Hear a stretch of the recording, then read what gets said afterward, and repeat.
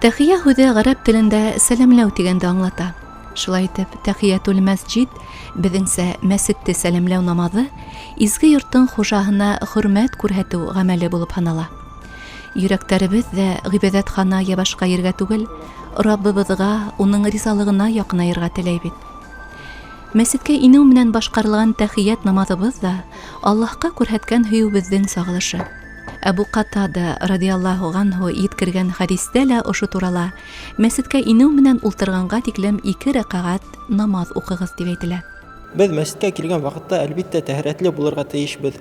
Мәсеткә ингән ваҡытта беҙ уң аяғыбыҙ менән инеп, Аллаһумма фтах ли абуаба рахматика дуғаһын ҡылып, мәғәнәһе менән әйткәндә инде, я Раббым, я Аллаһ, үҙеңдең рәхмәт ишектәрен миңә асһаң тигән дуғаһын ҡылып, әгәр ҙә беҙ килгән ваҡытта әйтәйек, йома намаҙына килгәнбеҙ, ә ул ваҡытта имам хатиб хутба һөйләп тора яки вәғәз һөйләп тора икән, ул ваҡытта беҙ субханаллахи вәлхәмдүлилләһи вә лә иләһә иллаллаһу валлаһу әкбәр дуғаһын уҡып, беҙ йәмәғәттең эргәһенә барып ултырырға һәм дә шулай уҡ имам хатибты тыңларға тейешбеҙ.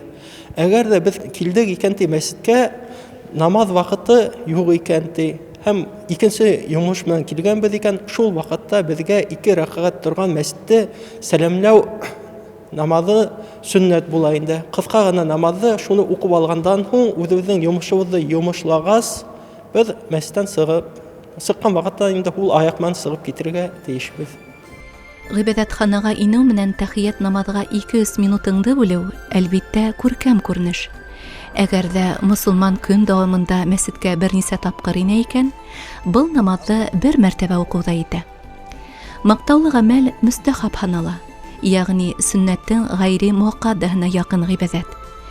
Динебеҙҙең матурлығынан һәм ихласлығынан ғына мәхрүм итмәһен Раббыбыҙ.